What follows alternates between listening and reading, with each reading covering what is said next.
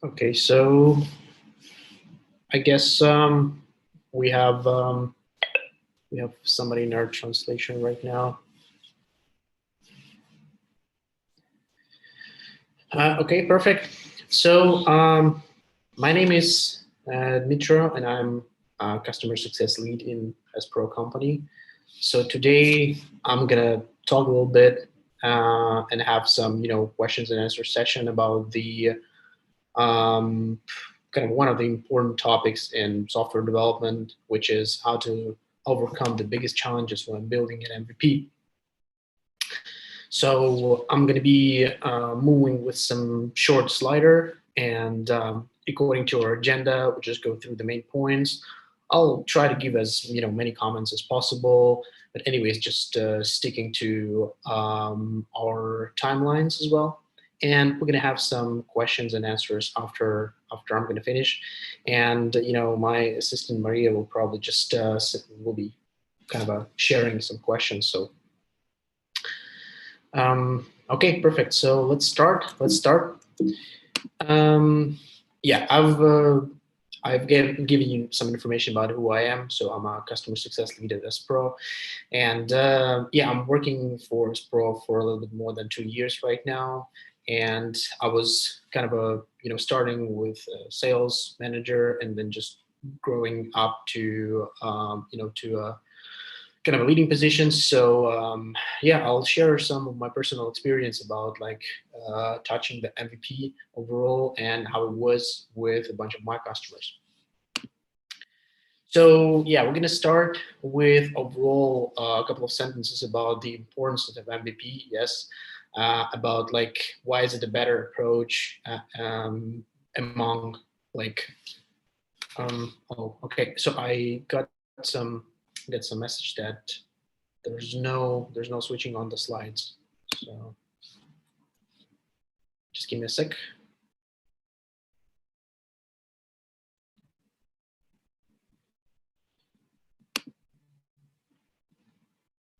And just a sec.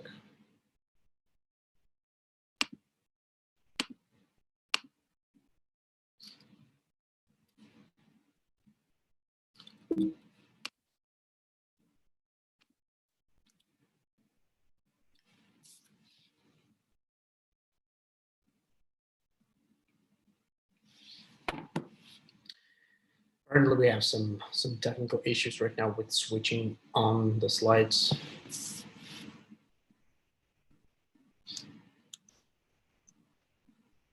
Okay, so let's continue. We're talking about the importance of the stage of MVP. So just a short visualization about how it is happening when we're using the approach and we're not using the approach. As you can see, the MVP in its nature is just a certain approach towards the development when we are focusing on like a single audience. Let's say like a first customers, and when we deliver like a real value to the users. Yes, so it means like prioritizing whatever we want to show to our customers, whatever we want them to use in our first version of whatever we are creating. So there are kind of different approaches towards overall releasing and launching your product. Yes, so we going to be talking today as well about like the differences between proof of concept and MVP as well, and why is it in certain situations better to start with proof of concept? Why is it better to start with an MVP with definitely an accent to the MVP? So seems like there's again feedback about sliding, not switching. Um, let's just find a solution for this one.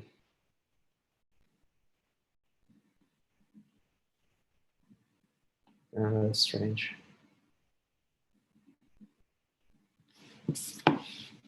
Just a sec.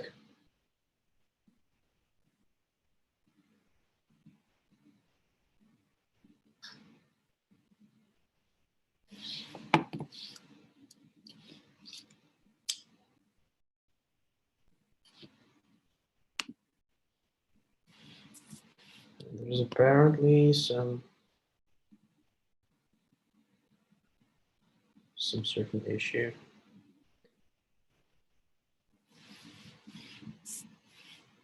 Okay. Okay, perfect. So yeah, let's just switch the format here, and I'm gonna ask my assistant just to help us out with sliding the presentation here. Okay, so can we move on to the next slide? Okay, okay, perfect. So what kind of an attributes for the MVP overall? Yes, so and where we can use the MVP? Yes, so there are certain kind of types of the customers that are looking for, using the approach of minimum viable product.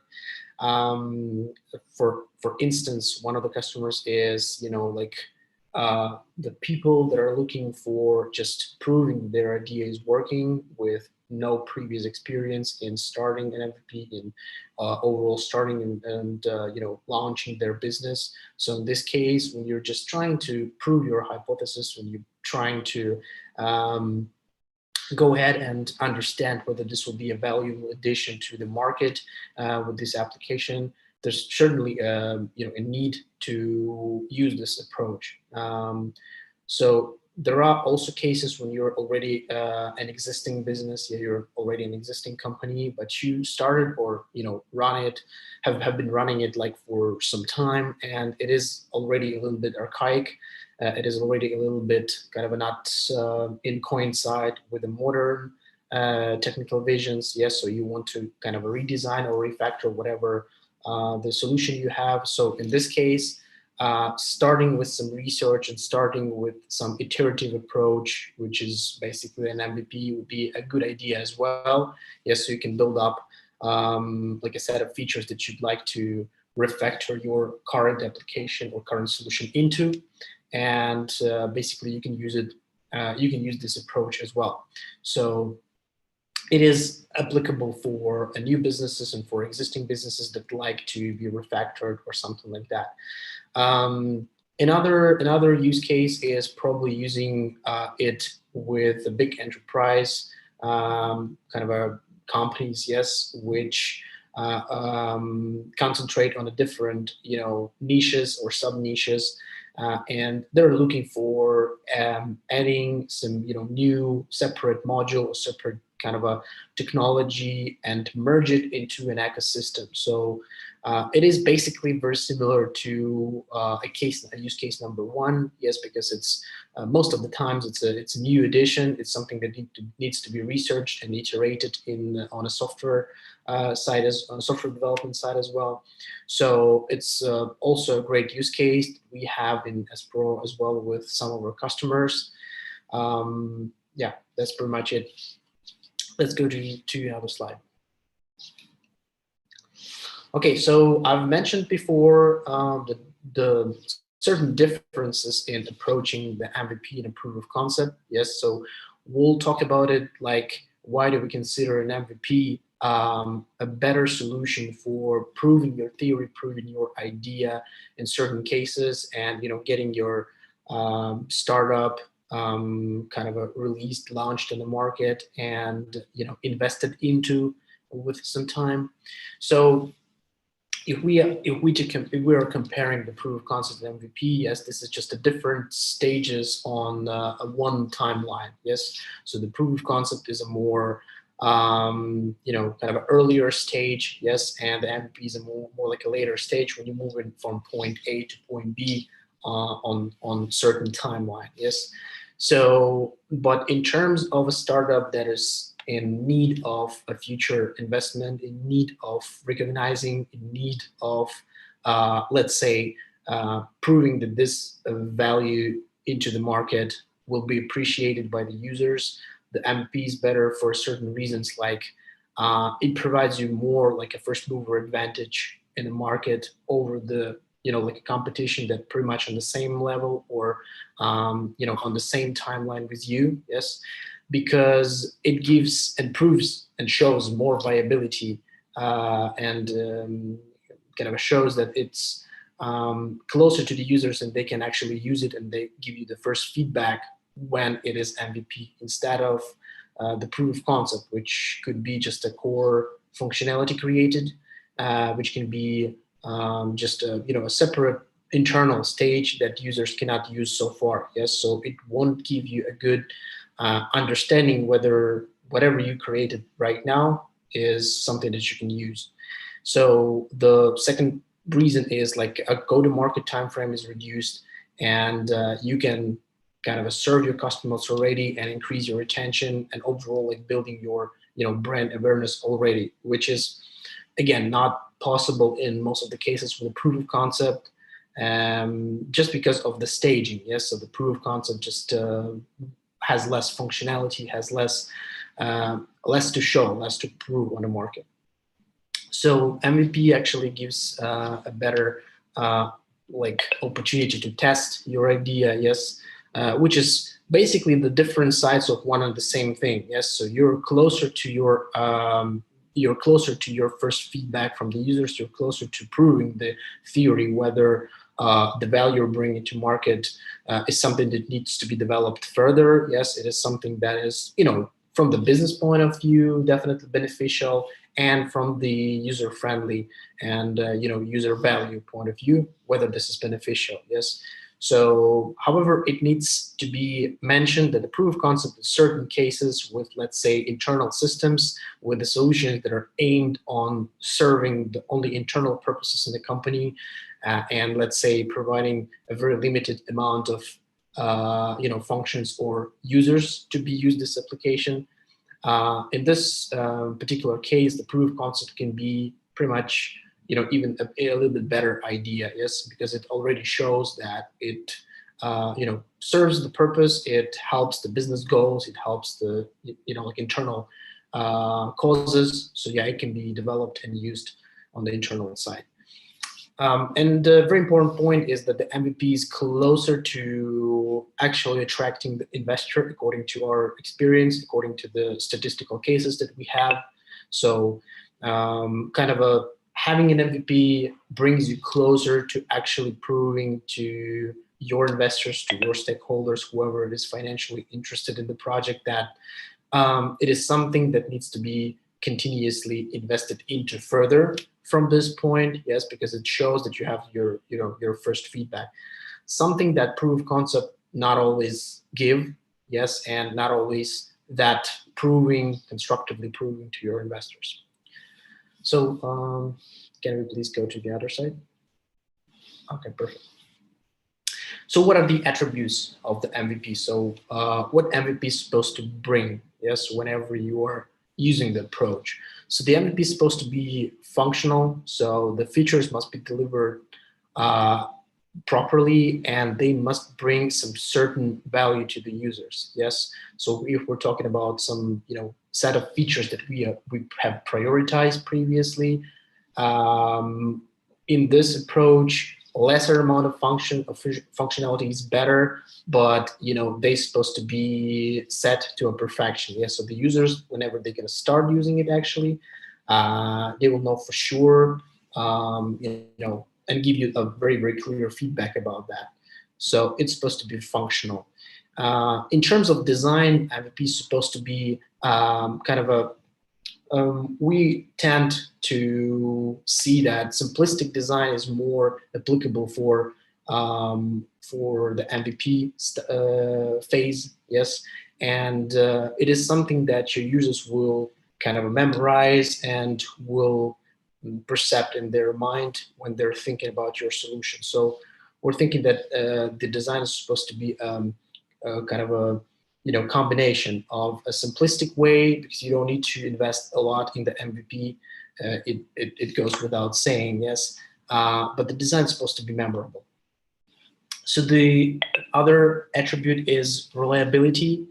The overall, the situation with an MVP is that the users will use your application on the first kind of hours or days or months after the release. They're gonna again set a certain level, and they're gonna be requiring some particular level of functionality and quality. Yes, so you're supposed to probably just operate with a lesser amount of functionality there, as I previously mentioned, but this is supposed to be very reliable. Yes, so no bugs.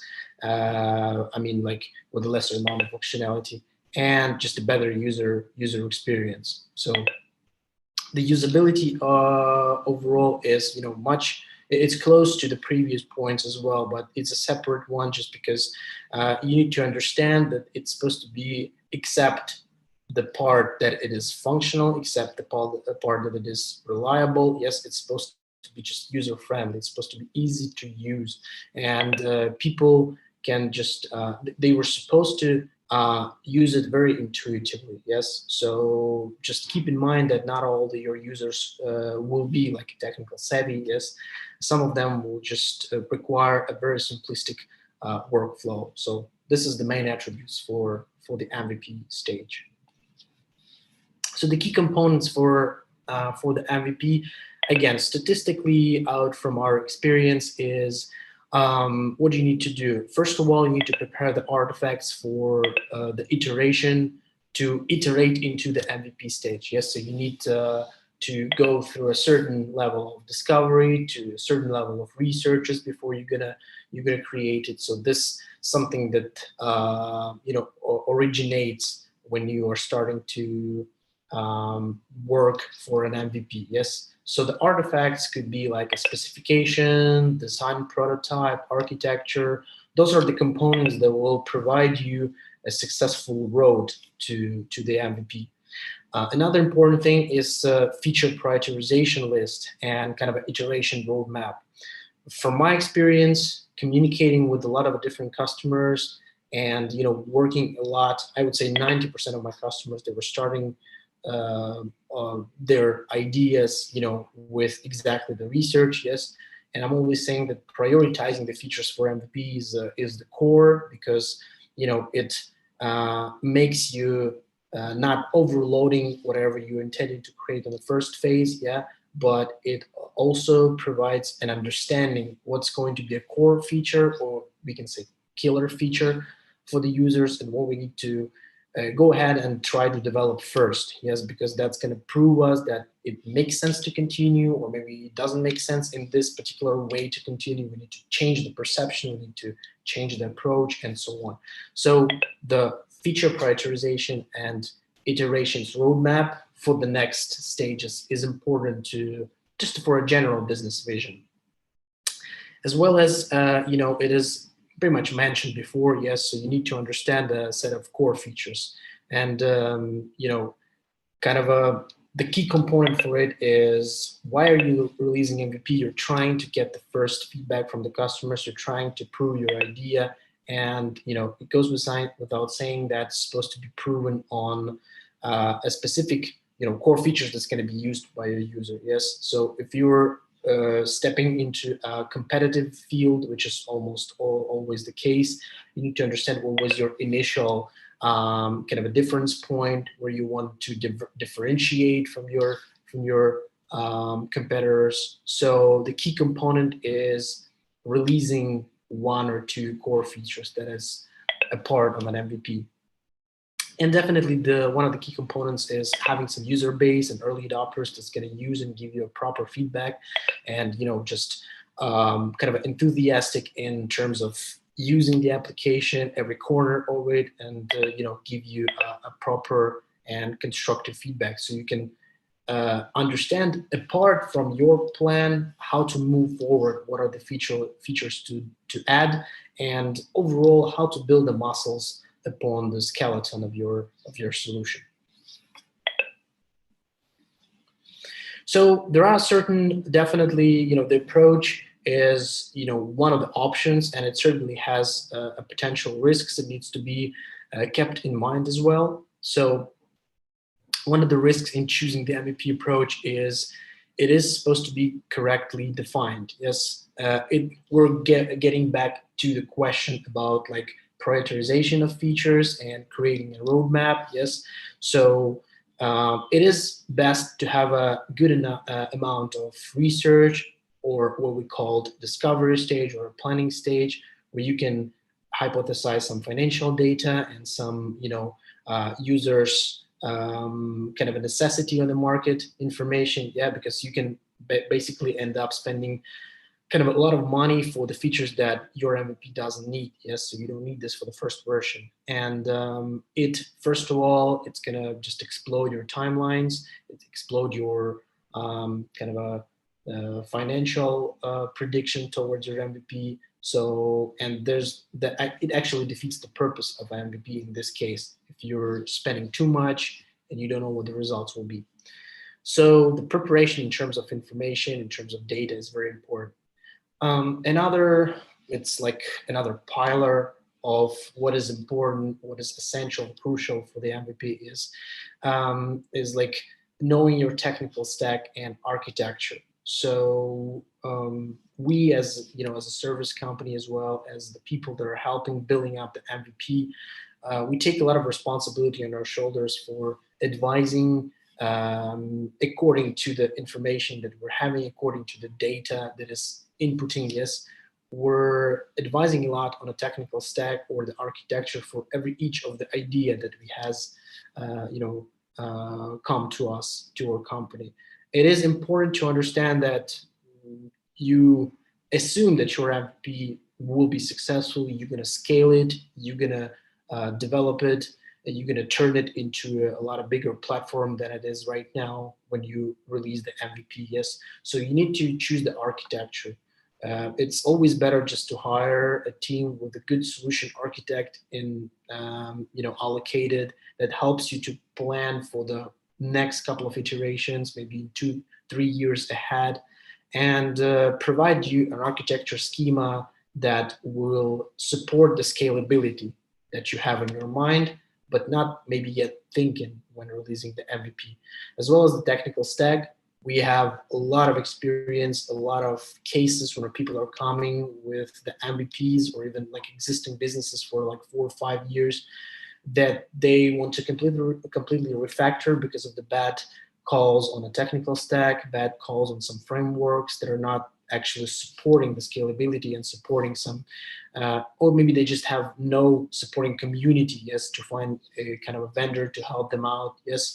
So we're trying to use the technical stacks that are have some support base, that has some professionals out there in the market, and that can actually develop and scale. Yes, so it's important matter. The other factor is a competition one. So it means like kind of a exposing your product to the public and competitors with low quality may actually damage the brand. Yes, so it's probably a question about the preparation as well. Yes, so MVP has a certain risk when you put some set of features inside of it and you decided this going to be my release at this particular date with this particular set of features with this particular stack and so on and so on. The risk is about like awareness. Yes, so you're gonna be kept in a memory from the moment as you're gonna release in the market. Yes, so it's not probably even a risk. It's more about just you need to remember that. So the way you're approaching the releasing your MVP is something that people are gonna remind you of. So as well to be kept in mind. So as we were touching the matter of the proof of concept as well against the MVP, and as we can see, the MVP approach overall provides kind of a more certainty that the business will be closer to actually answering the calls in the market. Proof of concept as well has some benefits, and sometimes statistically we use the approach with our customers as well. Like I said, it's some corner cases and some certain conditions when you can use it. But anyways, so there are certain benefits when you're using it, such as it provides you pretty much the forecast of the feasibility of the project. Yes, so it is less in general cases as MVP, because actually MVP is closer to show you, how what is the feedback on the market. But it's a good It's a good call when, like I said, you have some internal systems, you have some internal use for the system, and you just need to, I don't know, a certain limited amount of people to use it. So it's enough to get a proof of concept, and it shows pretty much the concept. Is it working or not? So definitely proof of concept is more like about saving the saving the money and saving overall time and so on and so on. So it's definitely because it's the iteration is shorter, and of course you can deliver it faster. So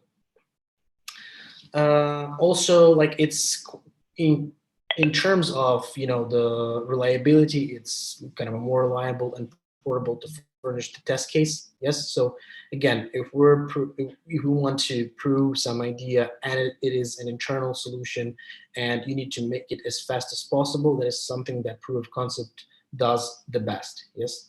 But if we're turning into the risk of proof of concept, it's obvious that it's not particularly giving you a transparent picture whether this product is ready for market. If we're using some external services, it gives no good understanding of what's going to be the overall scope of works. Yes, and overall, yeah, it's not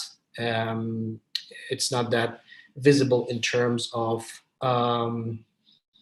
what else do you need to construct, what else do you need to build upon it to actually have a successful feedback on the market and then develop it. So bottom line, it's a good case for an internal projects or internal solutions.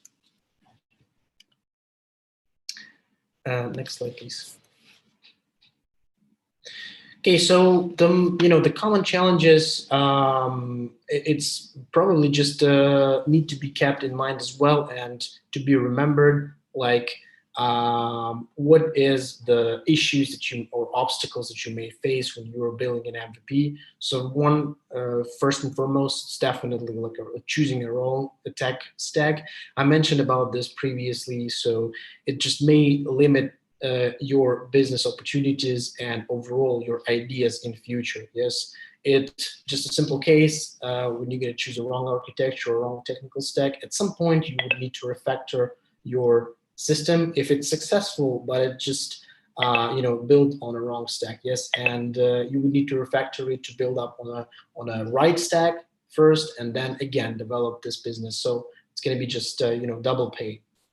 The other part is, like, the challenge is no API research. So a lot of the solutions right now, they're using a different APIs, they're using a different integrations, and it's a good way to start an MVP with the use of integrations without your own solutions, which brings down the cost a lot. Yes, but from my experience, which is why the discovery stage is very valuable, is that if you have no research about that matter, you may face with a problem that a certain API that you putting in the core of your functionality, it's actually how your application is built around. Yes, that's the core feature.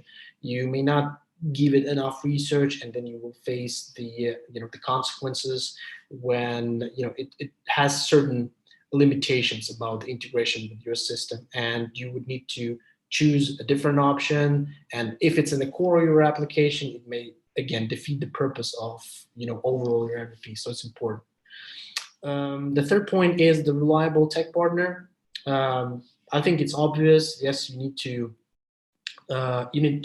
take it. You need to give it away to a reliable partner who's going to handle all the processes, who's going to actually have a set processes, yes, and provide you through the whole cycle of production. So it defeats most of the risks on your side, and it provides you certain system, yes, and certain timelines, so you can actually start relying on certain dates. And it is important in a negotiation with stakeholders, with investors, and pretty much it covers most of the gaps that you have in your idea. So as a example on our side, we work a lot with the discovery stages with the different customers, and we help them a lot at this particular stage by just advising the different solutions before we actually go into development. Yes, so yeah, that is a very important thing. Another thing is having no understanding of users' needs. So very like a crucial moment here is that the purpose of your MVP is supposed to bring value to the market you're releasing your solution on, and it's supposed to actually, answer some calls that the users have if you want your business, your future product to be successful. If whatever you created and released in the market actually doesn't solve the problem, so probably you've had a bad call on a discovery stage, or you had no discovery stage at all, so you didn't research that. So it's important.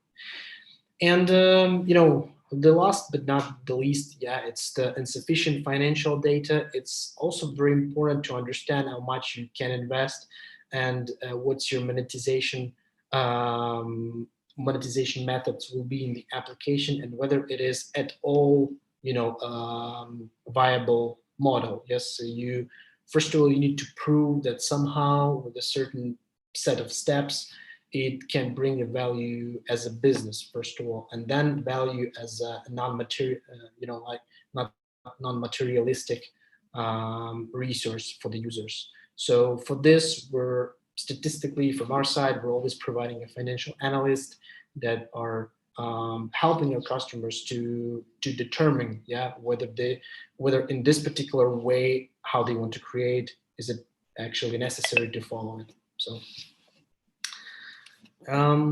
yeah, so I'm going to give you a couple of examples about like a top tech companies, about like how they were starting an MVP, and this is a pretty much a good visualization about like MVP and a proof of concept. As you can see right now on the screen, it's again it's a common timeline, and the MVP is like 20% out of the whole timeline.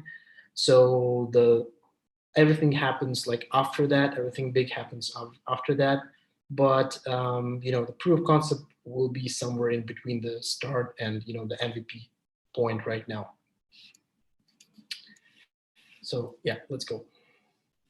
Okay, so everybody knows the case of Amazon, and um, the main point in their case is that the MVP for Amazon wasn't like something unbelievable in terms of the research. It wasn't unbelievable in terms of some business decisions or something like that.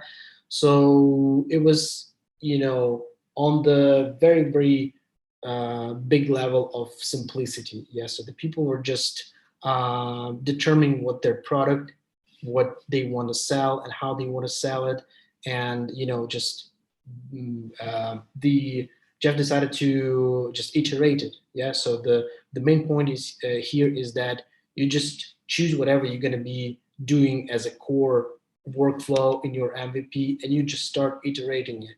So the main point is where Amazon right now is just a matter of iterative approach. So there were some products, there were some services added on top of it, but the iterative approach was just continuing the work they do, and the success they achieved is just for multiplying one and the same movement pretty much. And then when the internal processes in the company they were successful, yeah, Amazon started to sell the processes itself, yeah, so the the approach itself, how they're iterating everything. So probably the core of Amazon case is that when you're building up MVP, you don't need to have some greatest idea or something that planet Earth haven't seen yet. Yes, you just need to keep to a main core attributes that I previously mentioned. Yeah, so it's supposed to answer the calls of the customers. It's supposed to be a certain core workflow that is going to support the challenges of the customers, and you need to iterate it. You need to split it into very very kind of a short iterations, and just continue doing that, adding more and more functionality, like giving your customers more and more value. So that's pretty much it. Let's go to the other one. Okay, so again, the Facebook is a pretty good example of again a very simple MVP that wasn't actually, something unbelievable in terms of the research, in terms of the initial investigation. Even though by saying that, I'm not trying to, underestimate the efforts that were put into it. So this was a, genius idea, definitely. But anyways, the concept was very simple, yes. And the model itself was like, a very, very limited functionality, just for fulfilling the first calls of the users, that the feedback were given to people by just communicating with people, by just having the, oral feedback, yes. And then the Facebook we know right now wasn't at all, as we see it right now, when it was released as an MVP. Yeah, it was like just a very, very short set of functionalities, but indeed they were matching the requirements of the users at that time. So what's the main point here? Yes, you need to concentrate on the features prioritization. So if you want to recreate Facebook, you need not to think about it as I don't know, as a 20 or 30 core features that it is right now. Yes, you need to answer the call, a specific call that, let's say, Facebook currently not answering. Yes, something new. That's going to be your MVP. So only one thing. And pretty much a good addition here is that, due to some communication field of Mark, yes, he had a lot of early adopters, a lot of the users that, like, could test the application and gain a lot of different feedbacks. One of the core things, yes, it's better to work with your people, with your kind of a close circle of friends or colleagues about this idea, and talk about it as much as possible, and start getting feedback even when you're ideation when you on ideation stage. Then when you are working on developing the MVP, you can get a lot of feedback from them, and after that as well. So that is a core. Let's go next slide. Okay, so the Uber, it's pretty much all are the cases presented here. It's not about just providing some very interesting facts that nobody knows here. I mean, everybody pretty much aware of how those giants were rising, and everybody understands that, and we know the numbers, we know the investments right now, and how they become who they are right now. So this is just about illustration about how simple it was from the very beginning. Yes. So for the Uber's MVP, it was like as simple as possible in terms of a problem that it was raising. Yes, it was a problem that they need to solve, is just to get a cheap taxi services, and that's all. So, and even the pitch deck, original pitch deck, was very, very primitive. It's just a um, very standard, like a PowerPoint presentation with the standard fonts, with the standard background, and so on. I have a link here, and probably in terms of sharing, you're not going to see it, but I asked my colleague to share the link for the pitch deck from Uber in the description in YouTube, so you'll be able to download it and see it. So again, it's very simplistic. There's nothing really you need very kind of a on a deeper level of this. Yes, so it's enough to have some financial research. It's enough to have a problem that is not solving right now in the market, and be enthusiastic about it. So that's all.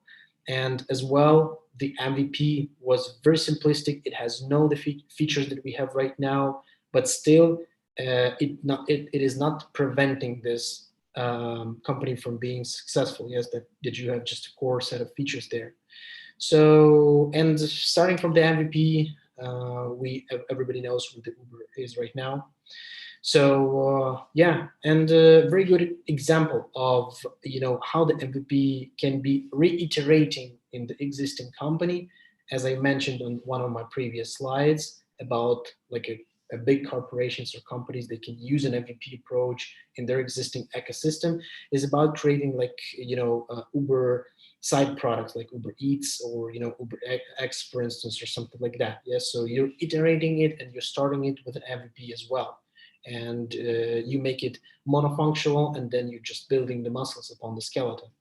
So yeah, the unification of all the cases that I've shown to you is just the simplicity, yes, and following certain rules, certain steps that you need to have, you need to secure, you need to find out, you need to investigate, and get along with yourself into your pitch deck is something that we call an MVP approach. So, and yeah, there's special offer for our webinar attendees. We're providing, as I mentioned previously, a lot about the iterative approach, about the MVP, about like the discovery stages. We're providing to whoever is in need of developing their own idea, in need of developing and researching something that they want to prove and then release to the market. We're providing a 20% discount for the first stage of development. So um, I'm I'm glad that we had an opportunity to go through the main points of the MVP, and I'll be glad if there will be any questions. I'm pretty sure that there were some questions. Maria just sent me some. Okay, let's see. Yeah, I'll be happy to answer some of your questions.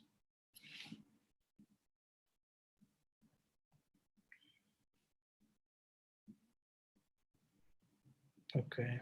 Okay, there is a question. Okay, how long? Yeah, one of the question: how long it will take to develop an MVP? Um, that's an interesting question, just because it depends on the scales. A lot depends on the scales of what you're intending to create. Definitely, it's supposed to be very simplistic, and we're trying to concentrate only on core features. But statistically, if we're talking about some startup ideas, yes, in my practice, the standard MVP timing is around 3 to 4 months. We're not including the research staging. We're not including some time around the months for hypothesizing everything and creating an architecture and creating the designs and creating the specification. But yes, we think that the most valuable probably timeline, like the most reasonable timelines, will be like around 2 3 months, even a little bit less, just because it is enough time to build a good functionality, even the core one. But it is fast enough to actually test it with your first adopters and with your users, and overall. So yeah, the answer would be probably 2 or 3 months. Okay, so let's see. We have any other questions?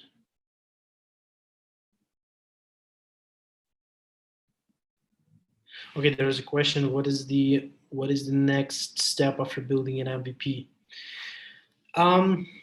So in terms of building the MVP, the next steps can be a different iterative, um, different stages. Yes, but we call it like continuous development after the MVP. So I previously mentioned that a good planning and a good roadmap and a good feature prioritization is the must for building up the MVP. So once you decided this, you definitely can proceed to developing the minimum viable product. And when you develop it, it's 99% or 100% that you already have a roadmap how to continue. So you're just moving to this roadmap, yes.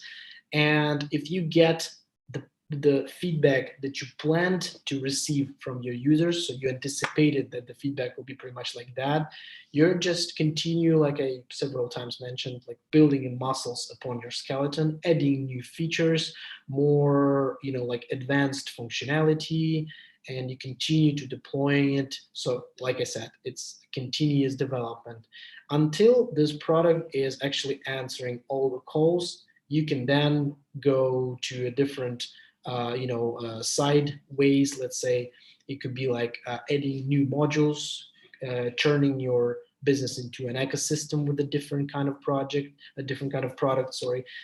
And it could be like creation of a different additional platforms for it. If you have only web app, you can provide a mobile application, or vice versa, and so on. And at some point, it can turn into a maintenance. It can turn into support that, in its instance, can turn into a next iterations when you have a big plans for, just increasing your business, let's say. So it's like a constant process until until or unless you have some certain plans for a certain iteration of your solution. So yeah, I don't see any other questions so far, and we're just a little bit out of schedule already. So sorry about that. So yeah, I guess guys, thanks a lot for coming. Thanks a lot for asking the questions. Thanks a lot for overall being here and spending your time. I'm sure this was useful. Let me know if we can provide some additional information, maybe to whoever wants to get it.